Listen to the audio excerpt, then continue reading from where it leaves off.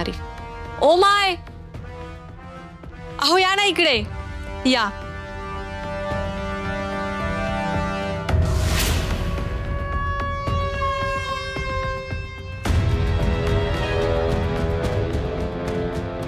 अहो अशी वाकडी वाट करून कुठे निघालात आमच्या दारावरून? थांबा जरा, जोगवा घेऊन जा. अहो तुम्ही जे सांगितलं होतं ना त्या दिवशी ते खरं ठरलंय. त्या इंद्रानं राणी बरोबर शेवटी लग्न केलंच. बाय, ते होणारच होतं. मी माझ्या मनचं बोलत नाही. त्या दिवशी बाईसाहेब बोलल्या, मला काय राग आला नाही त्यांचा. जे विधी लिखित असतं या ते बदलत नाही. माय जोगवा वाढ ग माय. तुला इकडे येऊ नको सांगितलं होतं ना, तरी पुन्हा आलीस? यावं लागतंय माय. अगं मी बोलले तेच झालं आणि ती होणारच होतं.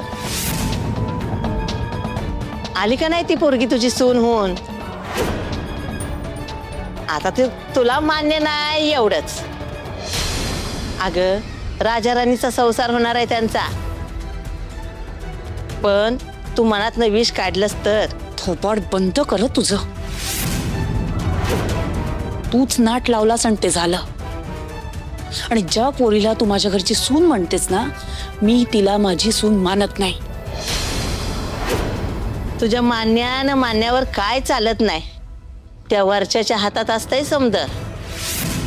त्या पोरावर लय जीव आहे ना का तुझा. त्या पोरीपासनं तुझ्या पोराला लय धोका आहे असं वाटत होतं ना का तुला. पण नीट ऐक माय, अगं तुला मान्य नसलेली ही तुझी सूनच तुझ्या पोराची ढाल आहे. हीच आहे ती तुझ्या पोरावर येणारं वादळ परतून लावल, त्याचं रक्षण करील. त्याच पोरीमुळं तुझ्या घरात सुख नांदणार आहे माय. म्हणूनच त्या पोरीला हुकमाची राणी म्हणतात. बास, खूप बोललीस तू. आता बास. एकदा तू बोललीस ते खरं झालं म्हणजे मी तुझ्यावर पुन्हा विश्वास ठेवीन असं वाटतंय का तुला? तू विधी लिखित सांगितलंस ना मला. मग आता तू सुद्धा नीट कान देऊन ऐक माझं.